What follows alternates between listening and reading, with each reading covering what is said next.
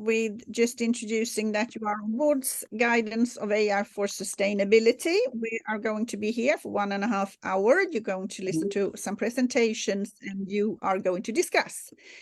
Now, Board's Impact Forum is part of the Climate Governance Initiative, which in collaboration with World Economic Forum. The Climate Governance Initiatives mobilizes board directors specifically. 30 chapters in, oh dear, Arvin, I'm, okay. 71. Board directors in 71 countries, more than 100,000 members. We are focused on sustainability, but slightly broader than just climate. So we're taking in the full breadth of sustainability when we are discussing it. Of course, climate is very high up on the agenda. We are reaching about 10,000 board directors through our partnership with board networks in the Nordics, and we reach also a lot of international board directors, which you will soon see when you meet each other. We are super happy this time that we are doing this collaboratively with the Directors Institute of Finland, and that gives me the reason to introduce to you Lena Linnainmaa. Warm welcome, Lena.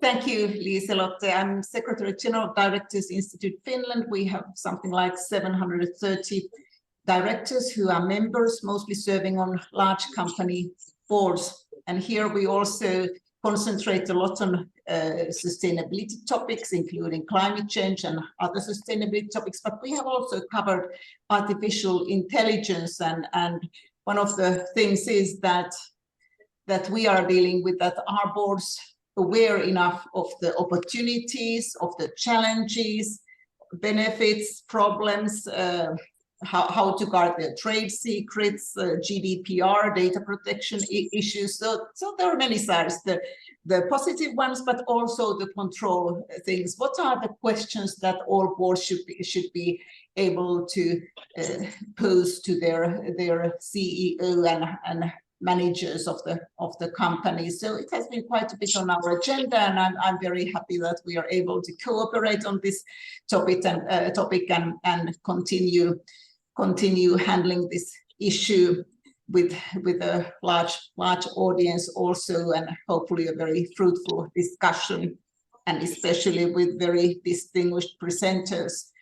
And unless Liselotte, do you have any household topics that you would like to introduce, or do we go ahead with the at the moment with the contents of the? We can do the householding. Yes. You are muted, or we ask you to mute if you're unmuted. You can please mute yourself. And now we have somebody that hasn't. But what we are making sure as well is that you are identifiable. So your name should be there so we can actually know who you are. Otherwise, and if you don't respond to our chat asking who you are, we will have to remove you. The chat box is open for your comments, and we will be moderating that between the members of the Board's Impact Forum team. The presentation is being recorded, and if you absolutely don't want to be part of that, please make sure that you don't put things in the chat, etc. Any technical issues, you can email us on the Board's Impact Forum mail address you see here. We are actually more than 70% of you are from outside of Nordic this time, and 30% are from within Nordic, and we have 34 countries represented on it. So going back to the agenda, Lena. Okay, thank you, Liselotte. So it is my pleasure now go to the program of this event, and the first speaker is Fernanda Torre, the Operations Director of Board's Impact Forum, CEO of Next Agents, and her topic is a presentation on research insights on board's leadership of artificial intelligence. So we will have the initial information from Fernanda. Please, Fernanda, the floor is yours. Awesome. Thank you so much, Lena, for such a lovely presentation. So I would like to share with you today a little bit, give you a flavor of a research that we have conducted a few years back, 3 years back, together with the Wallenberg Foundation. Wallenberg family. So what we were trying to look is explore AI from a board perspective. So we conducted a several number of interviews and surveys and workshops, and that's the results of that research is what I want to share with you here today. Before we get started, I would like to just take a small moment. So we look at what's happening right now in the world, and a lot of the developments coming from Gen AI lately. Two important aspects. One of them is really connected to the graph there on the left of the screen, where you see the potential for automation, augmentation, or not so big potential coming from Gen AI. I think these numbers are quite staggering. The potential that we can see from finance, customer sales, operation is really interesting. I really recommend that you look at those numbers. Equally interesting is the potential that AI has for the environment. It has the potential to boost GDP by 3 to 4.4%, while also reducing global greenhouse emissions from 1.5 to 4% by 2030, compared to business as usual. So very big gains, I would say. So if we move, and the potential also to create a lot of jobs while doing that. So if we move into the next slide, and looking a bit more in depth into the research that we have conducted. So we started seeing a few patterns when we were interviewing boards and with the data that we were collecting. And the pattern that we've seen is that there's really two big areas that boards should focus on. It seems like there's so much focus on the area of supervision, cybersecurity, but this is really not enough. We also need to guide AI operational capability. Otherwise, we don't have anything to supervise, really. So it's a balance between these two big areas together, coupled with also the board's role, the competence, the structure of the board itself. So if we look here into these big three groups, within the guidance of operational capability, we have data strategy and management, we have innovation, AI-based innovation, and we have digital ecosystems within the guidance development of AI. If we look into supervision, we have data, ethics, black box decision making, etc., cybersecurity that I've mentioned, but also, again, the context of AI within an ecosystem and the need to lead within that AI ecosystem. If we move to the next slide, I would like to just guide you briefly, again, give you a flavor of each one of these areas. So we start with the data part of AI, and everyone is saying this all the time. I'm just repeating it. Data, data, data. Basically, that's really what you need, and you need to develop capabilities to harvest that data. We have here some examples of questions. This research that we have published has a long, extensive list of questions. I just wanted to give you some examples. So within the development of an organization's data management strategy, is it adjusted to the business strategy? And do you have an assessment for the organization's usage of internal and external data? A very interesting example that I would like to point out here is Upright. Upright is the world's largest open access impact database. It's a lot of fun. I really recommend that you go and check it out. And it really has to do with understanding data and how data can help us make informed decisions for business. Within the next area, we have innovation. And there's so many examples when it comes to using AI for innovation. We just wanted to point a few. As a board, have we identified user examples to improve operations and offerings? And also, are we learning from the AI initiatives that we have in the organization? It's a really important aspect. We're developing as we go, so we need to learn. And learning is a pivotal aspect of innovation. There's a lot of interesting examples out there, like I said. So we have all the way from digital employees, company assistants. McKinsey has Lily, for example. But there's really a lot of interesting innovations when it comes to reducing CO2 emissions. For example, AI has already reduced energy consumption in buildings by 20% and halved electricity usage in mobile networks. Really big numbers, how innovation can have, together with AI, a big impact on sustainability. On the third area, within capabilities, like I said, looking into the ecosystem, do we have the capability to handle complex relations? We know that we are not able to develop AI alone, implement it alone. We need to do this with partners. Do we have those capabilities? And can we continuously monitor those relations of an ecosystem so we can make faster and better decisions? So it's really about collaborating in industry for new solutions. A very interesting example from Unity, for example. Unity, they started on games and films. It was a big network for collaboratively developing games. They start moving into film and animation, and they are now a really interesting network to work with businesses on virtual reality. So instead of building a building, you can do it virtually first. So a very interesting area within architecture, engineering, construction, automotive, transportation, manufacturing, that you can use AI, you can use virtual reality, you can use these technologies together in an ecosystem.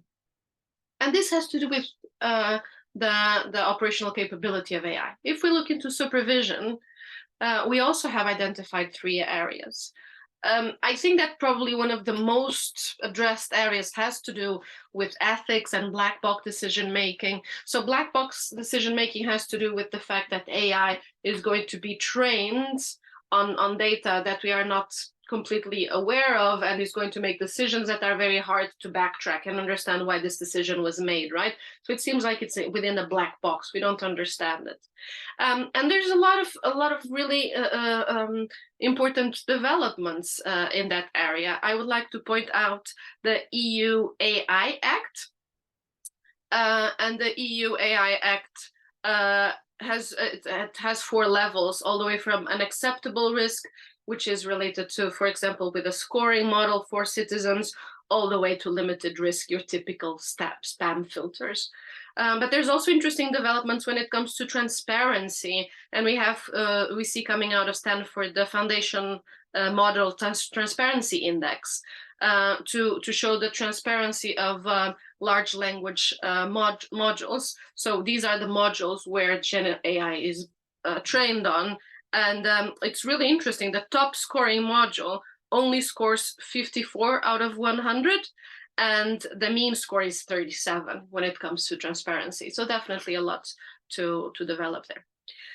Cybersecurity, also a very addressed area. Are we looking into strategic assessment, cyber risks? Do we understand risk and impact? Are our employees being trained? Is the organization being tested? You know, there's a lot of services of hackers that you can hire to hack yourself, to tell you where are your weak spots.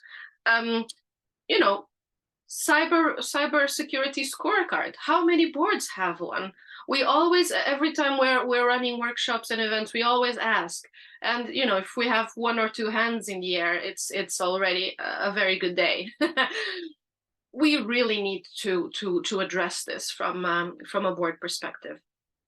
And finally, again, the ecosystem perspective. We really need to be used of of this collaborative way of working within an ecosystem.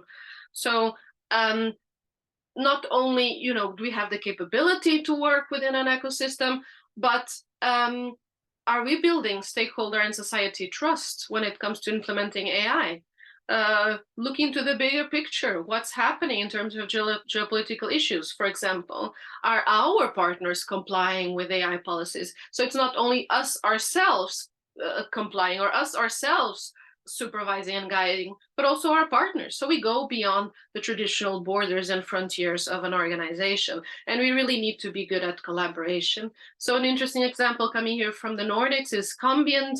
It's a really interesting joint venture from the main businesses within the Wallenberg group, and it's really about driving digitalization and AI together. And I would like to point out that we were very happy to put Boards Impact Forum logo right there, because, you know, that's what we are, right? We're a network. We're here to collaborate. We're here to share knowledge. So we would definitely like to also point that out, and that's more of what we need. So we have the capability, we have the supervision, and finally, the boards, the accountability, the role, the competence, the structure. There's a really interesting podcast, In Good Company, where we have Nicolai Tangen. So for those of you who don't know, Nicolai Tangen is the CEO of one of the world's largest funds, the Norwegian oil funds. And he's having a conversation with Sam Altman, and they're kind of discussing productivity within Gen AI, etc. And Tangen said, "Oh, you know, I told kind of my businesses that I would want an improvement in 10% in productivity," and they're discussing it. And then Altman is like, "Okay, actually, I think that 20% productivity is more appropriate." For you to address. So it's really interesting when we are thinking how, if Tangen is asking this for his own business, if they start asking for the businesses that they own and that they have an impact, and if we start looking this from a big scale, it becomes really interesting. So we're really looking into the board's accountability. How many of your employees are you giving access to Gen AI tools? You know, how many of them are you training? Is it everyone? Who is not getting access? If we want this productivity, also what are we doing to enable it? And what innovation sharing and productivity improvement have we communicated? What's our ambition level? What's the leadership and the board's competence role when it comes to short-term and both long-term when it comes to AI? And do we follow Gen AI's journey and sustainability on each board meeting? Do we have it in the agenda? We were discussing when we were planning for this event. Do we even have it in the agenda? What KPIs should we monitor? Do we need a committee, a temporary committee, maybe? So it really has to do with you know, looking into the board's accountability, the competence, the structure, and a short summary of this there on the bottom right corner. 3 steps how to do this. Experiment, experiment, experiment. An organization, as a board, you need to put yourself out there, start getting your hands dirty, set some strategic guidance, and start executing. Start implementing it. Thank you, Fernanda, for the insightful presentation on the research results. Very, very interesting. I think we want to save time and get ahead now, as we have very distinguished speakers here. First, I would like to present you Stephanie Woerner, Director and Research Scientist at MIT Center for Information Systems Research.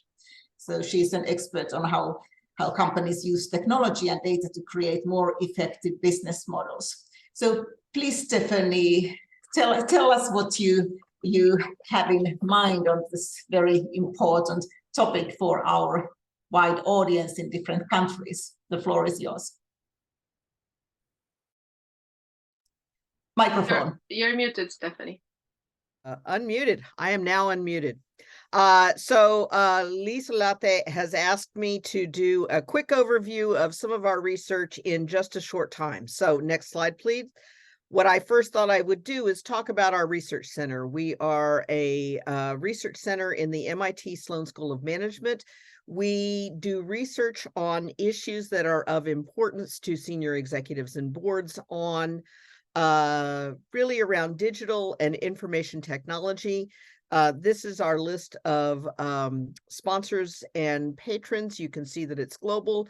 On the right-hand side are the research projects that we did this year, and we just finished doing a annual research forum over the past 2 days.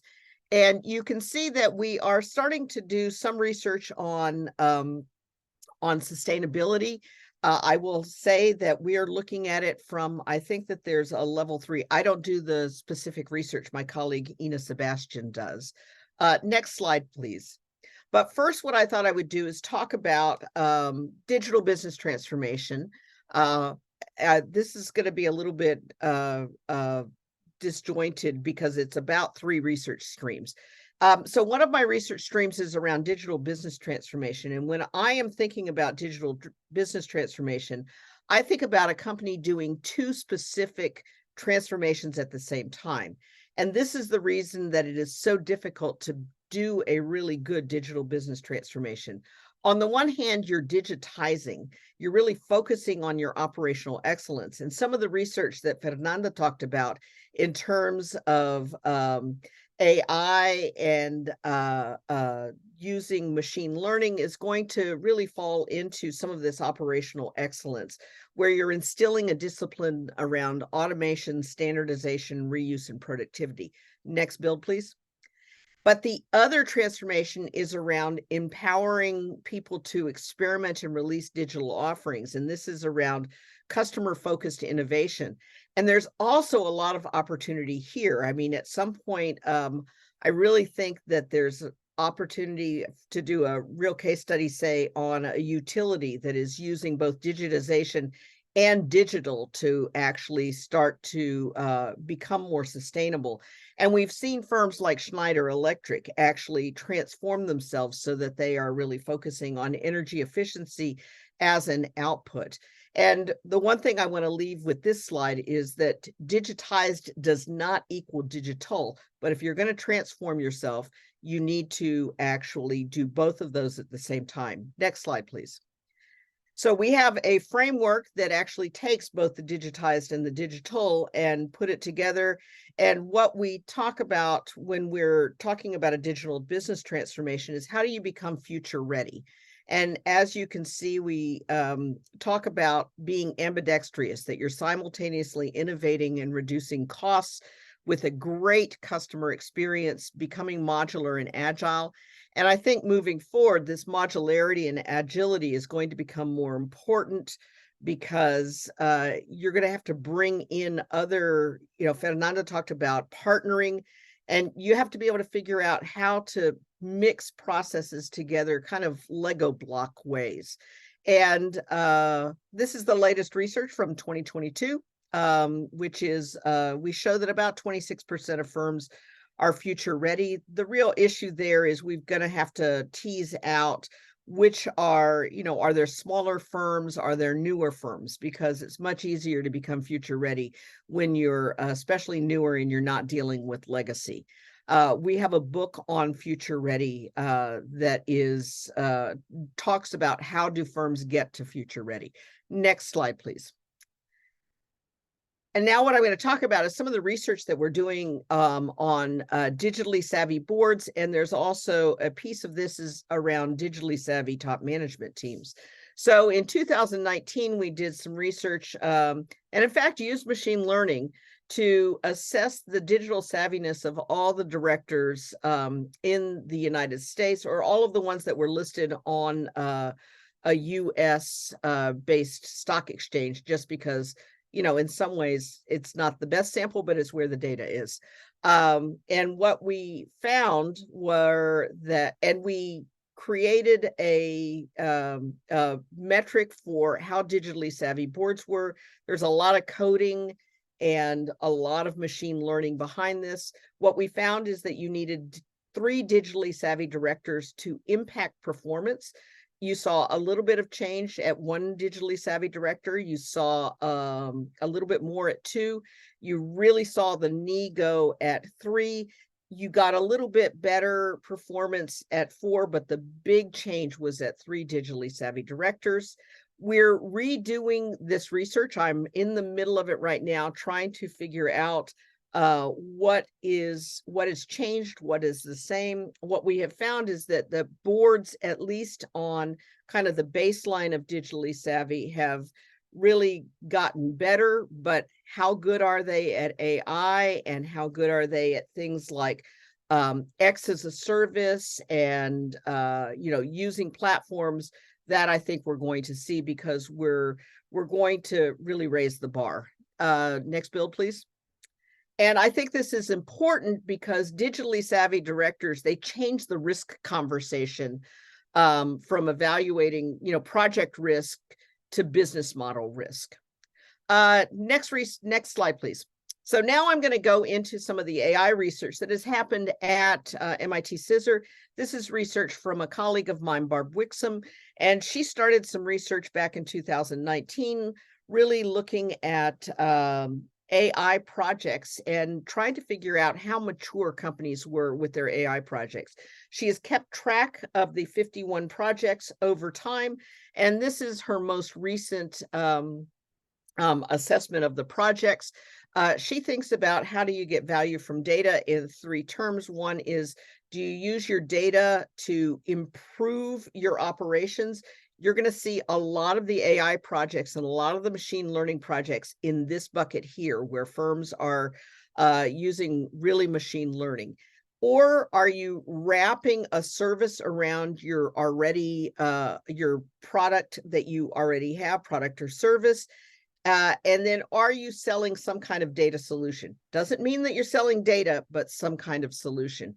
And what you can see is that, at least in these projects that started in 2019, there's a number of them that are deployed. A lot of them are around kind of the things that Fernanda talked about, where you've got Microsoft figuring out how to use AI to increase the energy efficiency in buildings. One of the important parts in terms of AI is, how do you scale up a project, but then how do you scale it out? How do you take those models and reuse them in other ways? And so we're getting ready. She's working on updating this again. I have also started talking to our sponsors, and I'm trying to collect examples of generative AI projects, because I'm going to say that every firm that we're talking to has done AI. They've all done machine learning. They're very large global firms. They're all doing machine learning.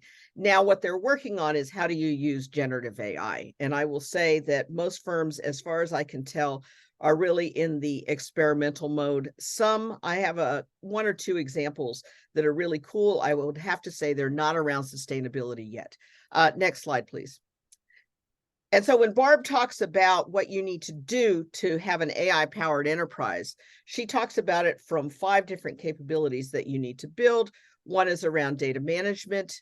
The second is around, and data management's around, what kind of data do you have? Do you have master data? Is it integrated across the entire organization?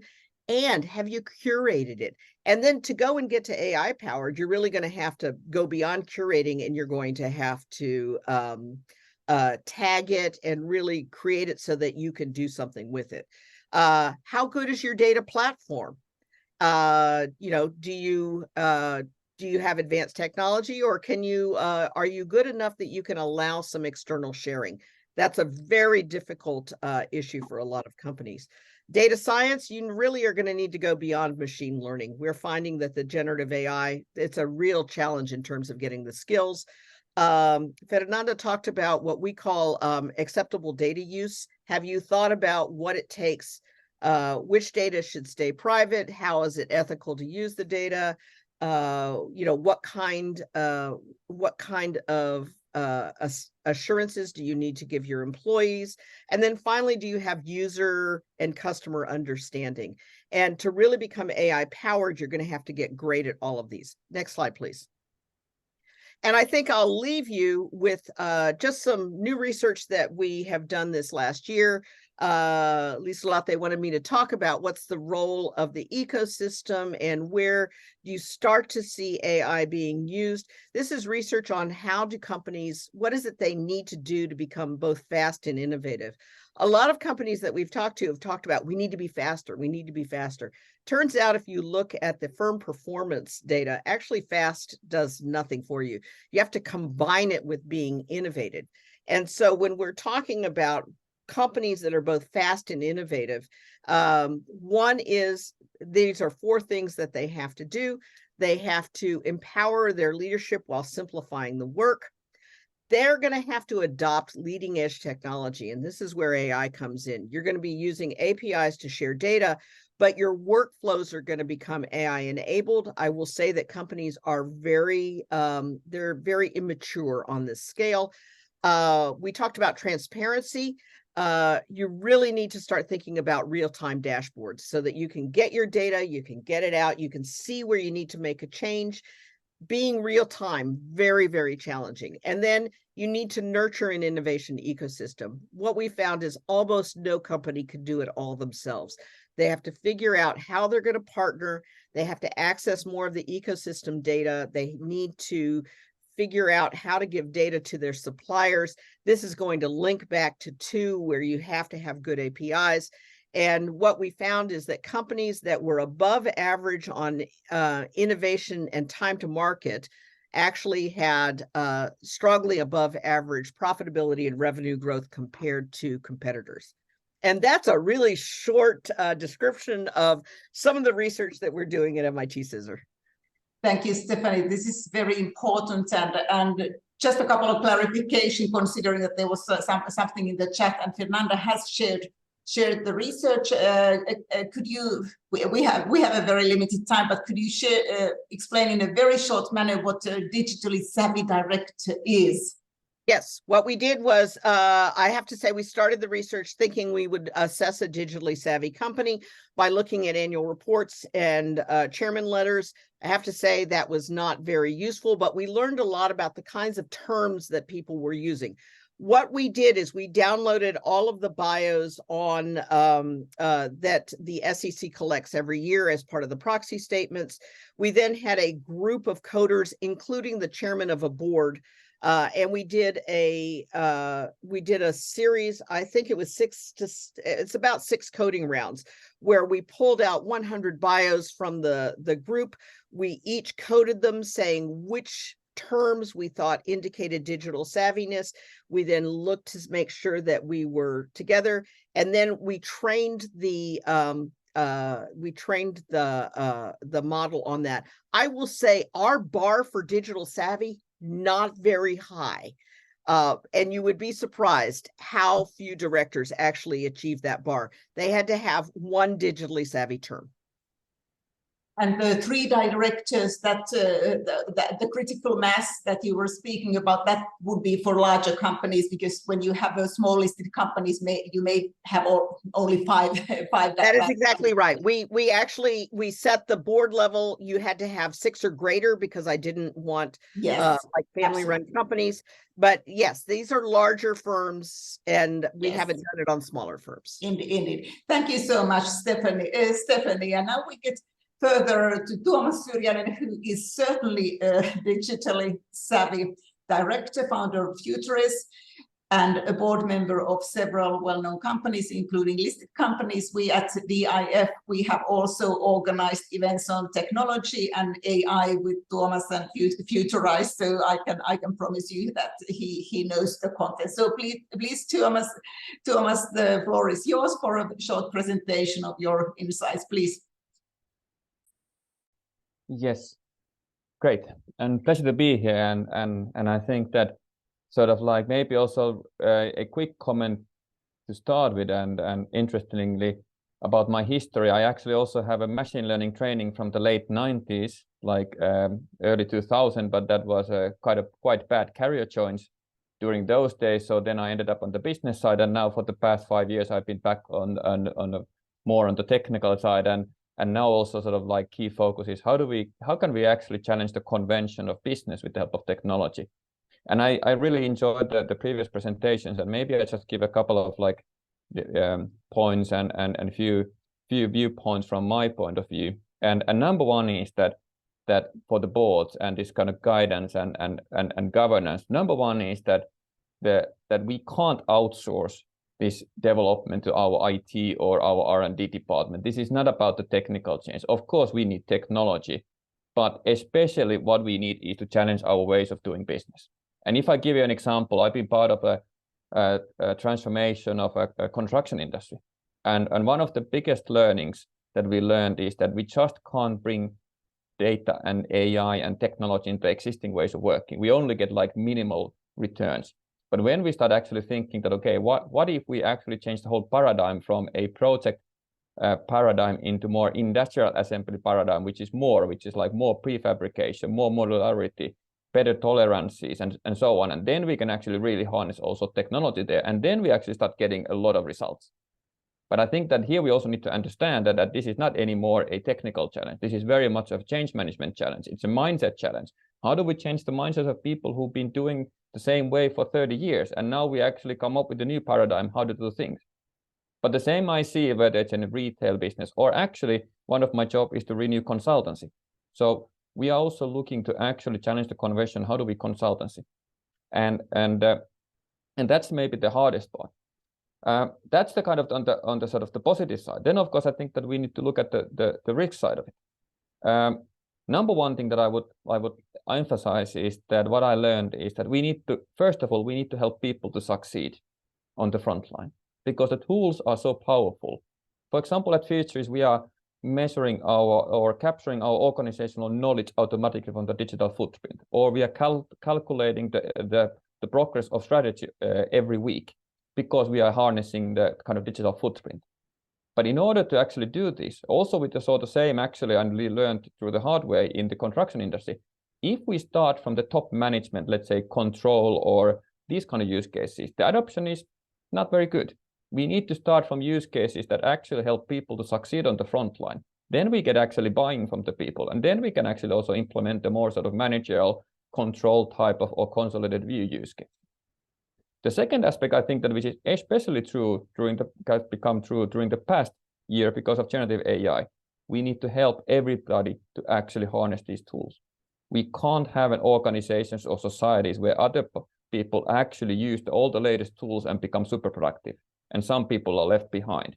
I don't think our societies or our organization will survive that if we have a huge productivity gaps between people. So we really need to make sure that everybody's on board of the change. And I think that's really big part of the sustainability topics here.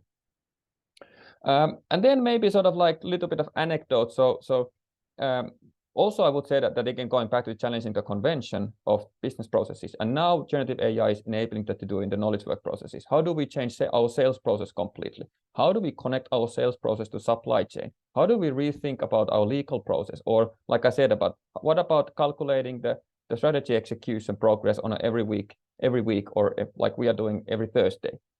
And that also comes back to this, that we change the kind of the leadership clock speed, we change the precision, we actually become real-time and precision organizations. And maybe finally, one of the risk side, and we can discuss more, is that now that we can capture and codify organizational knowledge, one interesting risk not maybe today, but maybe in 5 years, what if somebody steals our organizational knowledge? Because we can codify it. So previously, the problem was that we could not harness organizational knowledge. We could not make it scale. Currently, we can actually make it scale. We can actually make people's roles more broad because we can scale the knowledge. But at the same time, we have a risk that maybe somebody can steal it in the future. So these are the kind of my views. This is really interesting topic, and I would actually emphasize a lot that boards take this really seriously, and also not just sort of like ask for reports, but personally dive deep into this topic. Thank you. Thank you, Tuomas, for the very practical comments that you gave, a great addition to this event. Now we go further to Ingrid Stenmark, who is a professional non-executive director at several companies and also doing business advisory. So Ingrid, we are very eager to hear your comments on this topic. Thank you. Thank you, Lena, and thank you for having me on this very distinguished panel. And let me first say that I fully agree on the importance of the board of being active in both the areas that you talked about, Fernanda, pushing the AI in the operations innovation part, as well as having the governance guardrails in place. And I have two specific examples from my own experience that I would like to share.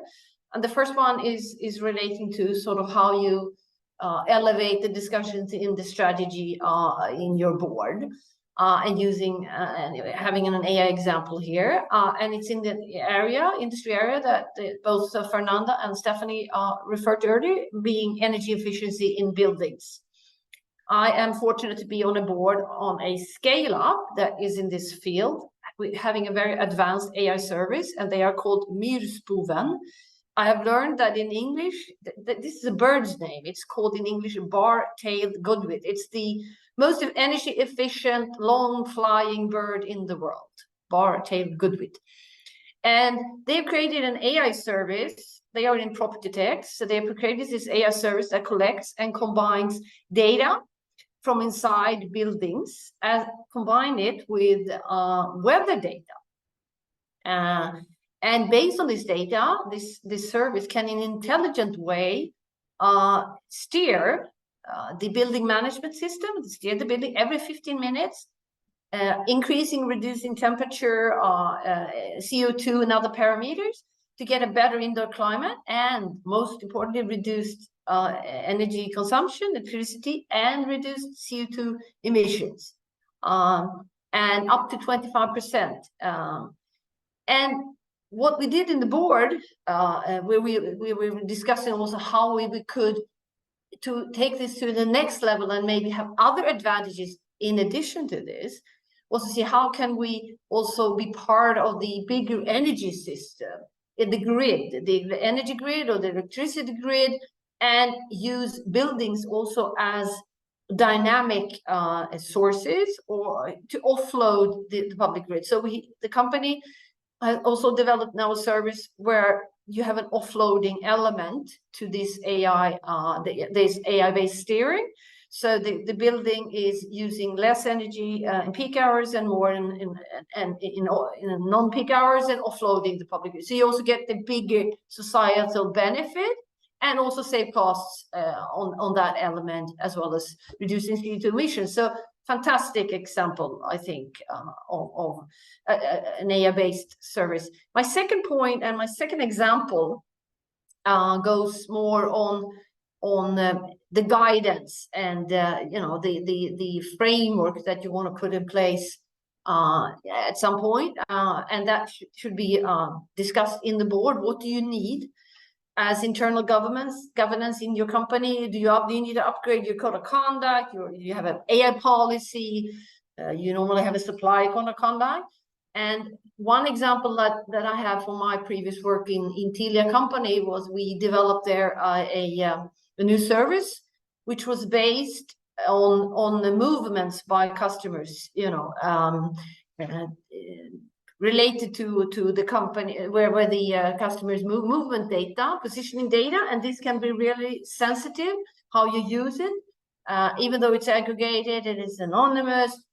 So we did a thorough risk assessment of what could be issues with customers and with society on this before launching this service. It was launched during the pandemic and helped to authorities to see where, in this case, Swedes or Finns moved during the pandemic. Was very, very helpful. But at the same time, the board in the company also took this issue through my insightful colleagues in the company and created some overall guiding principles on how to use AI and machine learning and data for this. And this was already in 2019, before we have the current now generative models of AI. So I think that example of having both bottom up in a case with the new service, and also the board taking active leadership in realizing that here we need to give some guidance and in the governance internally on how to use this and to treat customers, you know, in a good way. Setting foundation for that, it's very, very important. So I think I'll stop there and hand over to you, Lena, again. Thank you, Ingrid, also for a very practical presentation. And now we go, last but not least, to Syrjänen Price, who leads the AI practice as partner at Stirling and Rose. And we have a very international presenter. She is from Australia. So please, Syrjänen, the floor is yours. Thank you so much, Lena. Hello, everyone. Delighted to be here. One of the things that we've heard from all of the previous speakers is that culture is key. Organizations need to make sure they have a culture that embraces AI and manages the risks. And that starts at the top. It starts at the board level.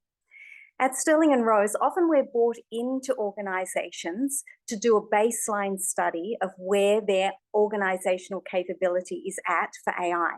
And I'd like to share with you two really interesting stories that I hear from data scientists within organizations, which really demonstrate some of the things that we've heard of.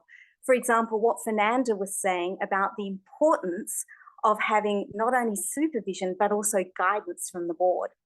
So story one is data scientists say to me, hey, I've got all of these amazing ideas how I can use AI, including generative AI, to improve our organization's bottom line, to interact with sustainability objectives, to give our customers a much better experience.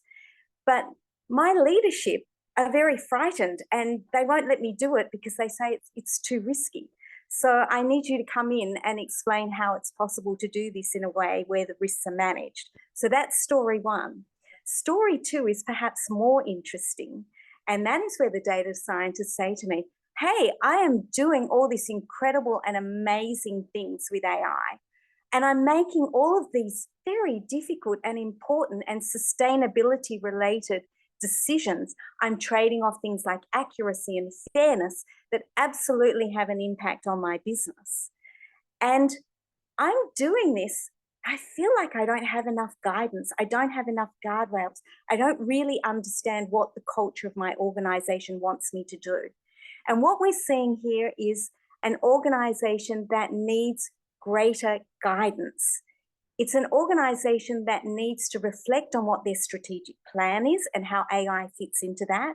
And from that strategic plan comes the view about what the risk appetite is for that organization, their willingness to lean in to the opportunities and the degree to which they're prepared to take those AI risks. So there are some of the practical experiences that we've had going into organizations. The other thing I'll say is when boards are beginning on this journey, and many boards have been on this journey for a long time, but generative AI for some reason has really heightened the understanding of this.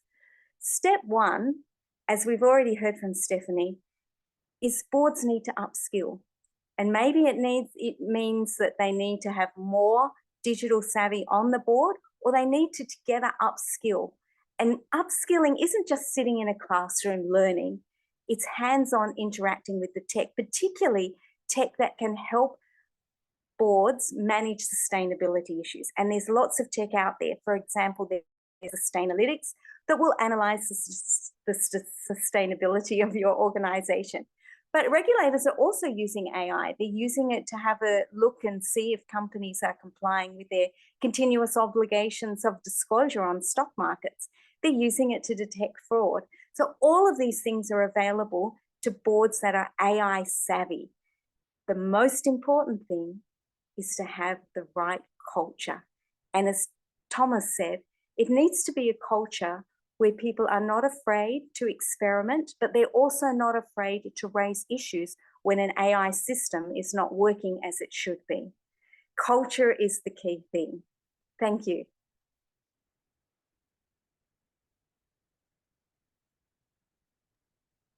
Thank you, Shelley. Jane, this was a great ending to the first presentations of this webinar, and I think all the speakers complemented each other in an excellent manner, and also very happy that culture was mentioned so well. We all know how important company culture is, but also how difficult it is for board members to really understand what kind of culture the company has, because the non-executives don't really work within the company. So this is something really to look into in your all work. So thank you so much for this, and we will hear more on the panel. But now I'd like to invite Liselotte back to the so much. And to facilitate the following proceedings. Thank you all. Thank you so much, Lena.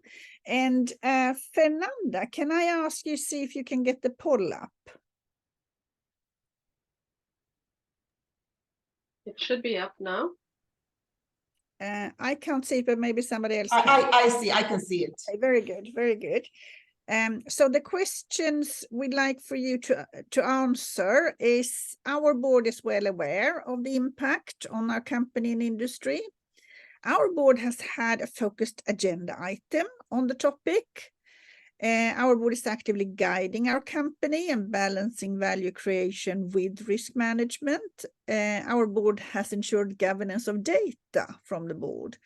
And our board has ensured exploration of AI for sustainability. So, Fernanda, you can let us know when we have some results on that. Absolutely, we have some results coming in. Maybe we can wait a little bit more. We have around half of the participants now. So in a short while, we will, on the back of this data, have you join a number of breakout rooms. And in the breakout rooms, we like for you to discuss a very specific topic that we let you know as soon as we have the result. Mm-hmm. Maybe we can start communicating the results. You don't see the poll, do you, Liselotte? No, I can't see it.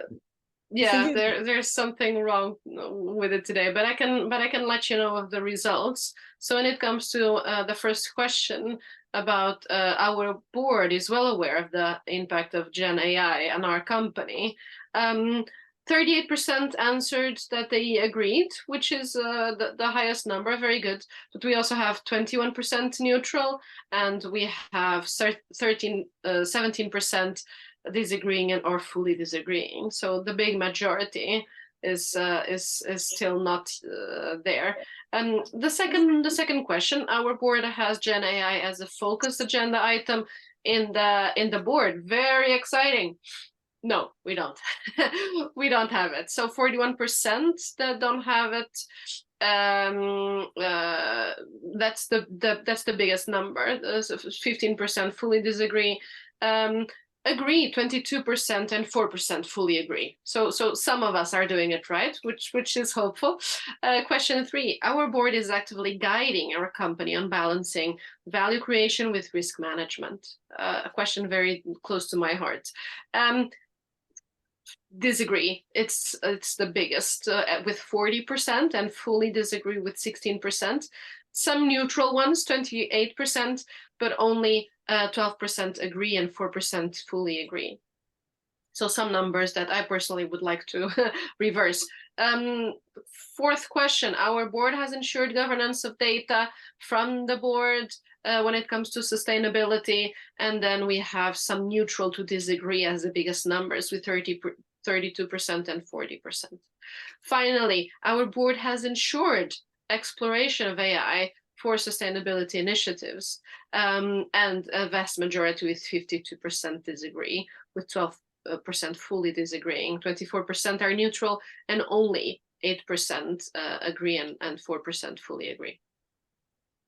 So that is a very good lead-in for the topic we are going to discuss in the breakout rooms, and that is How do we as boards ensure the usage of AI for good? So how can we make sure that we actually use AI for good in our businesses? And what are the trade-offs we need to handle? So we will put you into a breakout. In one area we already know that will be quite impacted, both on the sustainability and climate action part and the AI part, is on strategy. So Thomas, I know you work with your own boards and customers on the topic. How do you see strategy work changing? Yeah. I think there's actually two sides of it, and so the strategy work will change. So of course we will have a sort of like what we're already seeing is that we see this kind of high clock speed data and AI driven sort of like strategy formulation. So for example, instead of having long data analysis cycles, we have analyze cycle between maybe 1 week or even 1 day or a couple of minutes, and we get data and we discuss. And this is not reducing the role of humans, because what we see is that this is actually enhancing the humans in the process. We can help creating scenarios, we can actually blending a lot of information, we can sort of like bringing different kind of perspectives. We can also sort of like use technology to blend information, for example, from different materials. And so that's one part of it. But I also think that the other one is the execution that we already discussed. Currently, I think strategy execution is quite challenging because typically the visibility to execution is very low.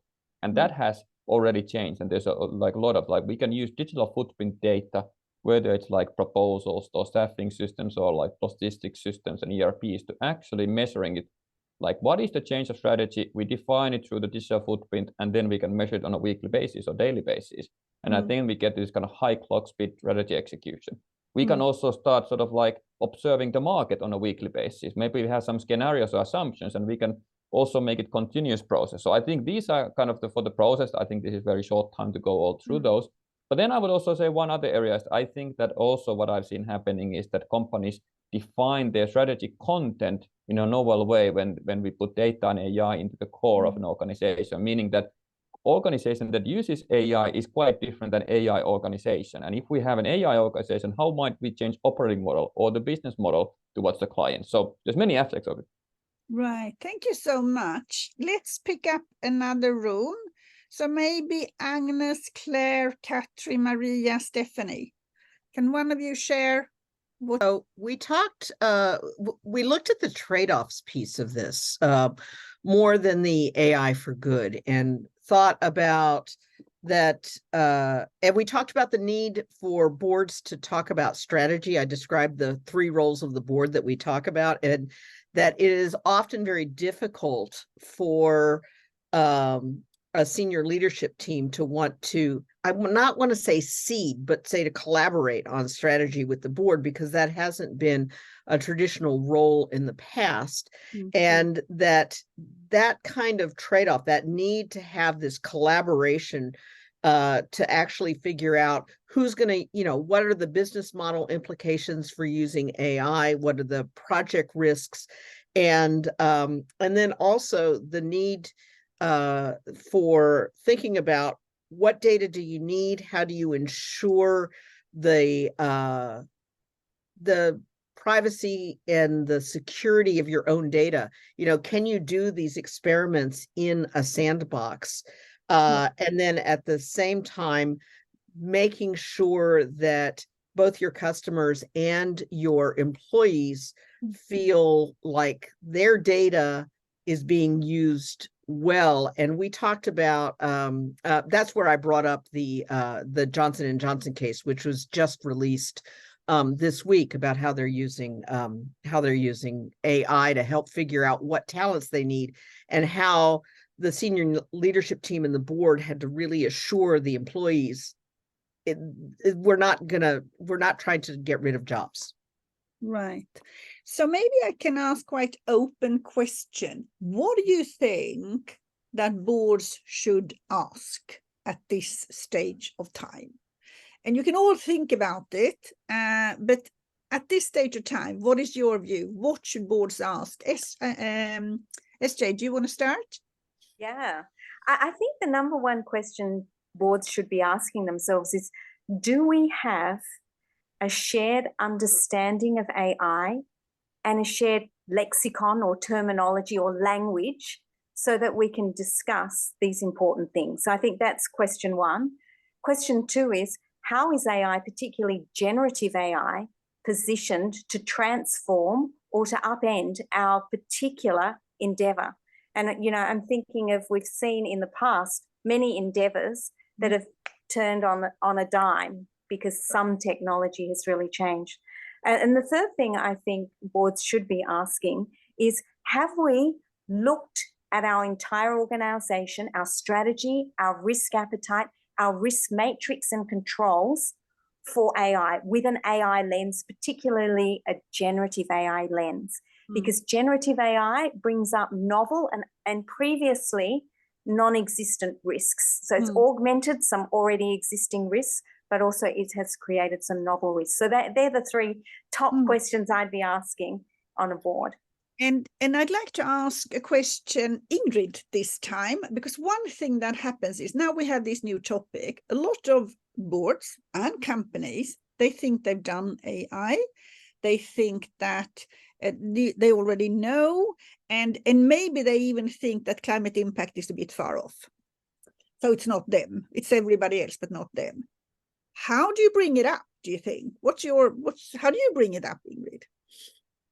Well, I think I share your views, SJ, there on the key questions, and I mean, I tend to be very practical and say, you know, what do we have as key elements in our company, in the board that we discussed now? What elements of AI do we entangle in our strategy discussions, for example?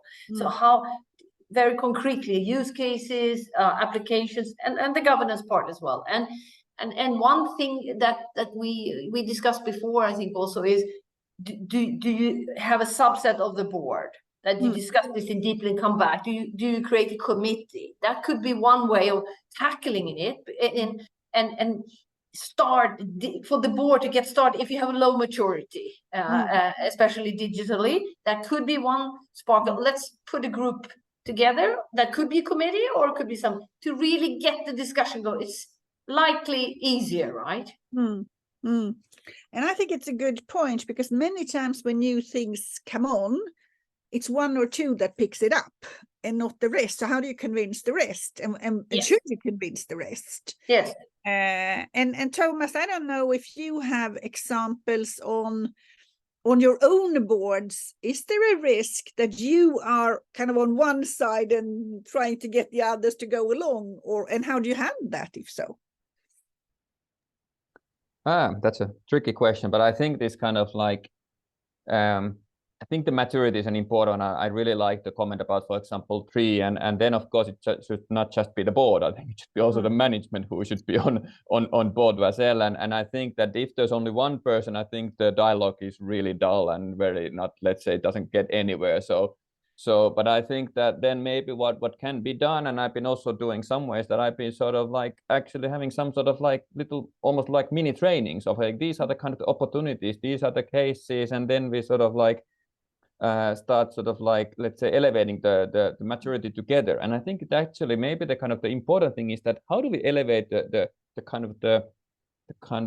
maturity across the board, or like what is the right expression, kind of joint maturity, not just individual maturity. But I think that we need to have a lot of discussions, and I've seen this in other areas as well, like in certain boards where we've been sort of like building a conceptually very different business than it used to be. It takes quite a lot of time to actually build the common talking ground that, okay, everybody can contribute and talk. So maybe that's kind of like should be also measured. That are we talking, or is there a monologue? Do we have a high performance dialogue?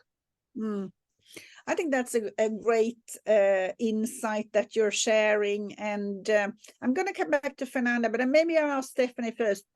How do you see amongst all of your 75 plus members that they are bringing the dialogue up on the leadership and board level? So this is one of the things that we did talk to all of the sponsors is, you're all doing machine learning, you're big companies. What we're really talking about now is what is the role of generative AI? And so, and that you have a responsibility to your board to get them upskilled and to get them speaking the same language as SJ has said. And that, and I see in the chat comment about, you know, our CIOs on boards, and it often for a company, the CIO is not on the board, but they often might sit on a technology committee with 1 or 2 or 3 other really involved people. And the CIO, some of the best boards that we've seen have the CIO report regularly. And then the CIO, a really good CIO, can bring up use cases within the firm. They can bring up case studies. They can help upskill the board in terms of what is used. And then we have some really good CIOs that actually sit on boards themselves, and they find themselves actually doing a lot of training of the board that they are sitting on and trying to get them up to speed. And so I think that what you need to think about is I think this common language is really important. I mean, we see this especially around digital transformation too. If you're not all speaking the common language, you're actually not going to make any progress moving forward. And when we ask our own companies, we kind of look at, here is what how many are going to get access? How do they improve generally across? And then where's the opportunity areas? Do you see, as of far now, that people actually are guiding AI towards responsible areas? Or is it mainly right now an economical area? And how do you, if not, how do you do that? And maybe Fernanda, you can comment on that. I was hoping that you would give me an opportunity area question. I was kind of like, you know, will she love it?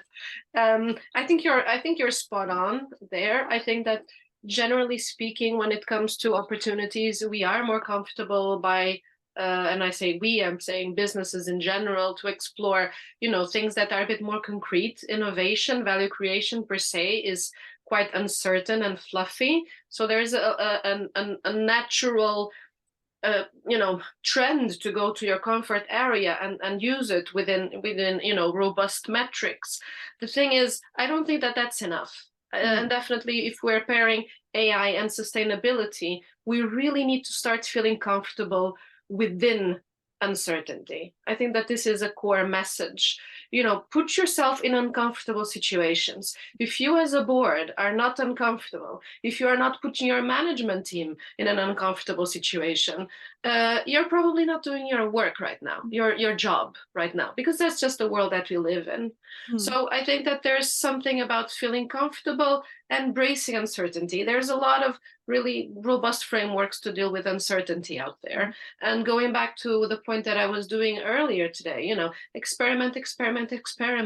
Knowledge creation is the only way that you're going to address uncertainty. The more you learn, the more you're reducing that uncertainty.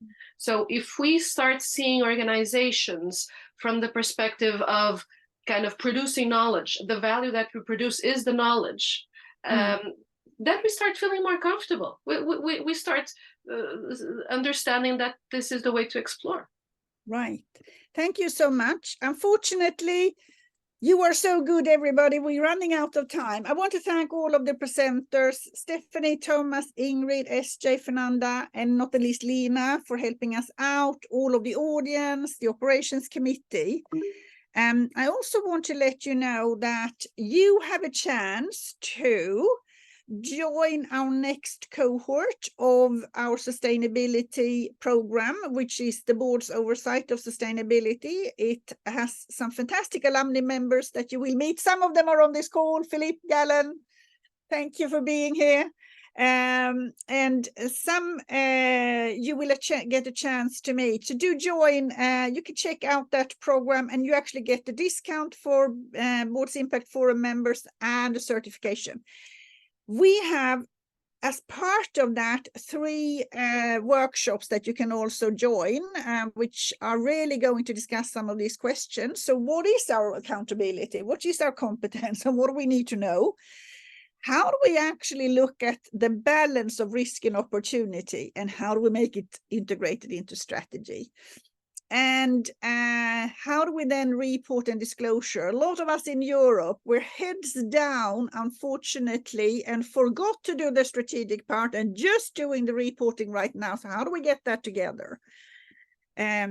We also have some fantastic webinars with our core chapters, our other chapters in the Climate Governance Initiative, and as you know, the COP28, I'm sure you know the COP28 is just around the corner. It's a lot of debate going on. Some of you might be going to Dubai to actually discuss it, but there's a huge amount of debate that we're not doing enough, and that some might have more interest than others going certain directions. So there's going to be a concluding webinar from CGI that you must join. We are picking up a number of areas for the next year. Cybersecurity will be one. How do we actually align reporting, rewarding better, and transition planning, which if we've done the strategy, we have something to do a better transition planning around, because now it's not just about us, it's about the entire ecosystem. How do we do transition planning? We're also super glad to let you know that we will be launching a board's oversight over responsible AI for value creation starting in January. That will continue to discuss some of these points that we've discussed today, and you will meet some of the same people also on this program. So do check that out, and there's also a discount on that one, and there will be a certification. Thank you so much, everybody, for joining us, and do spend some time and actually think through how will AI and generative AI impact your industry's business model and your company's business model, and think through what do you need to explore as part of that and bring back to the board. Thank you so much, everybody. Fantastic work. Thank you.